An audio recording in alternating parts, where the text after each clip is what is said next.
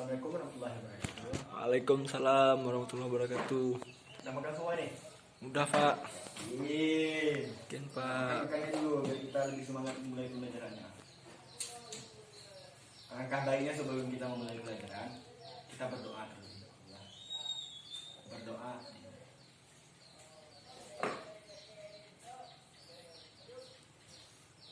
Selesai. Ini sebelum kita mulai pelajaran nih, supaya kita sebelum masuk ke tahapan pembelajaran nih, hadir semua? Hadir Pak. Yakin? Yakin. Belum enggak? Enggak Pak. Ya, alhamdulillah kalau hadir semua. Ini udah tahu semua kan kita belajar tentang apa kan yang dibahas di minggu kemarin? Tahu Pak. Baiklah, kita akan belajar tentang sel. Nah, itu ya, tentang sel.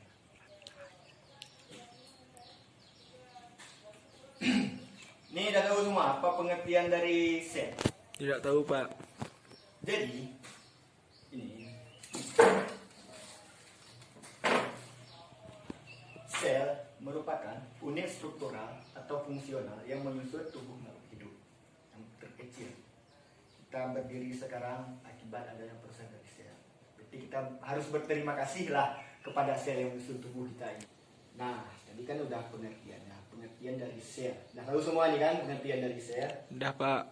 Nah, kita akan maju ke tahapan berikutnya. Ini sel dibagi menjadi membran inti. Nah, yang pertama,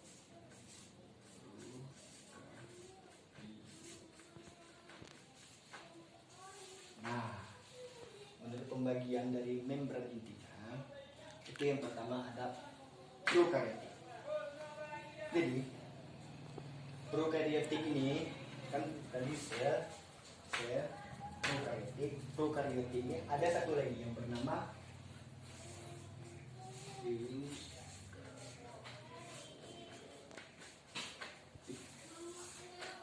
dua pembagian menurut membran intinya. Jadi ada prokaryotik dan eukaryotik.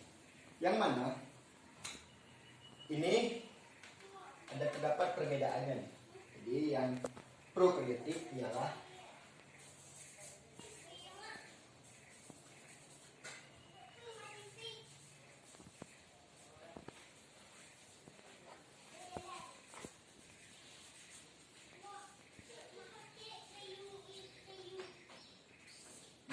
yang prokaryotik belum memiliki membran inti. Sedangkan yang eukaryotik dia sudah memiliki membran inti. Sudah.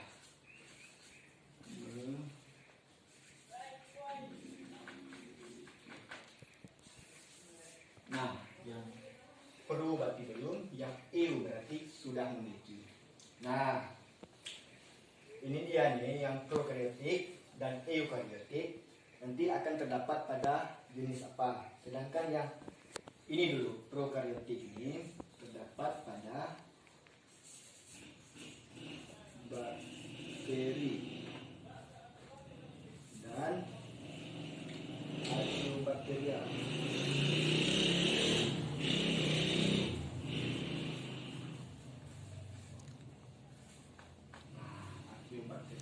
Ini yang prokaryotik. Sedangkan yang eukaryotik dia nanti terbagi dari terdapat pada plantae, animalia, fungi, dan protista.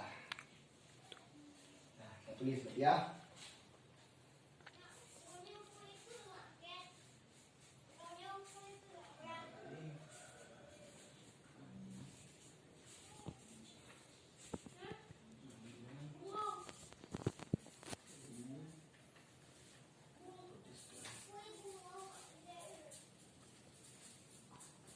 Nah, ini yang terdapat pada eukaryotik.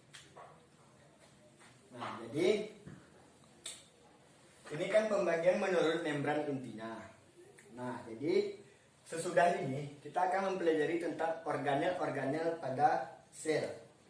Nah, jadi dalam ini dibagi menjadi sel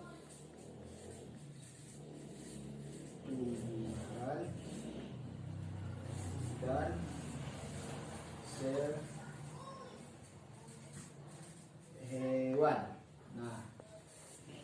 sel tumbuhan dan sel hewan menurut organel. Ini yang tahu nih perbedaan antara ini berdua nih. Belum, Pak. Nah, jadi sel tumbuhan itu ukurannya itu lebih besar daripada sel hewan. Ukuran dari sel tumbuhan ini. Dan sel tumbuhan ini memiliki dinding sel. Itu yang terpenting. Sel tumbuhan memiliki dinding sel. Yang mana fungsi dari dinding sel ini untuk menahan supaya sel tumbuhan ini tidak berkembang lagi. Makanya sel tumbuhan tumbuhan itu tidak dapat bergerak. Sedangkan hewan dia dapat bergerak secara bebas untuk mencari mangsanya atau untuk keperluan yang lain. Contohnya kita lah dapat bergerak. Itu dikarenakan sel kita itu tidak memiliki dinding sel, yang mana dinding sel ini dinding sel sebagai penghalang supaya sel itu tidak makin berkembang. Nah, pada sel tumbuhan ini dia terdapat plastida, yang mana dalam plastida itu terdapat kloroplast dan chromoplast, yang mana pada sel tumbuhan ini dia nantinya ini dapat menghasilkan makanan sendiri, berbeda seperti hewan. Contohnya kita tidak dapat menghasilkan energi sendiri. Lihatlah tumbuhan. Itu dikarenakan nanti itulah akibat dari kloroplast ini membantu proses untuk berfotosintesis. Yang tahu kan proses fotosintesis untuk menghasilkan tumbuhan sendiri yang disebut dengan autotrof. Sedangkan kita sebagai pengonsumsi, bukan tukang reproduksi. Nah, kita hanya dapat menerima, berarti tidak dapat membuat nih. Beda dengan masak. Masak itu kita berarti memerlukan bantuan dari yang lain. Beda dengan tumbuhan, dia dapat memasak dengan dirinya sendiri. Ya, tadi kita sudah membahas tentang hewan dan sel tumbuhan. Sekarang kita akan menjelaskan tentang organel, sel, dan fungsinya. Yang mana dia terdapat nanti kan pada sel hewan dan sel tumbuhan ini, mereka ada nanti pembagiannya pada organel-organelnya. Sekarang kita akan menjelaskan pengertian dari organel-organel tersebut. Yang pertama ada dinding sel. Jadi dinding sel itu terdapat pada sel tumbuhan, terdapat pada sel hewan. Yang mana fungsi dari dinding sel itu untuk sebagai penghalang dan pemberi bentuk pada sel tumbuhan yang bergerak pasif. Pada sel hewan tidak terdapat karena dia bergerak secara aktif. Yang berikutnya ialah sebagai tempat reaksi kimia. Nah, itu disebut dengan sitoplasma. Dan kloroplast yang terdapat pada sel tumbuhan. Yang seperti Bapak bilang tadi. Fungsi dari kloroplast ialah sebagai tempat fotosintesis. Sedangkan pada sel hewan juga tidak terdapat karena dia tidak dapat menghasilkan makanannya sendiri. Nah, berikutnya ialah vakuola, yang mana vakuola itu berfungsi sebagai tempat penyimpanan cadangan makanan. Kalau kita ibaratkan seperti ini, ini ada powerbank lah, sebagai tempat penyimpanan daya. Seperti itulah kira-kira. Nah, yang berikutnya itu terdapat RI.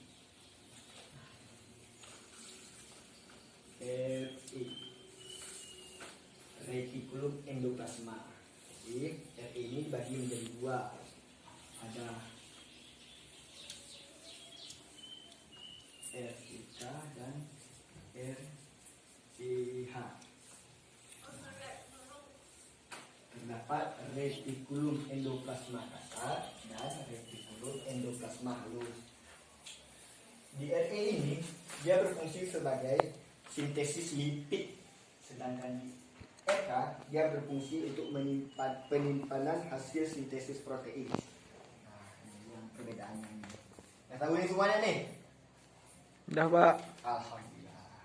Jadi materi untuk hari ini hanya sekian yang dapat Bapak sampaikan. Ini ada pertanyaan nih sebelum kita menutup pertemuan pada hari ini. Berarti tidak ada. Alhamdulillah. Ini dah yakin nih berarti ya, dah paham semua ya. Yakin, Pak. Nanti kalau nggak tahu nanti tanya aja kita pertemuan berikutnya. Alhamdulillah. Baiklah, kita akan tutup pertemuan ini dengan membaca doa. Berdoa. Assalamualaikum warahmatullahi wabarakatuh. Waalaikumsalam warahmatullahi wabarakatuh.